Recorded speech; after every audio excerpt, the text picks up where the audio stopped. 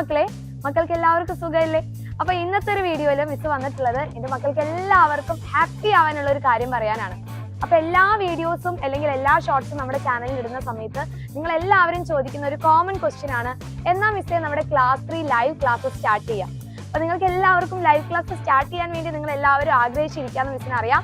So ഇനി മുതൽ നമ്മൾ ക്ലാസ് 3 ലൈവ് ക്ലാസ് സ്റ്റാർട്ട് ചെയ്യാൻ പോവാണ്. അപ്പൊ നിങ്ങൾക്ക് കുറേ കൺഫ്യൂഷൻസ് ഉണ്ടായിരിക്കും അല്ലേ?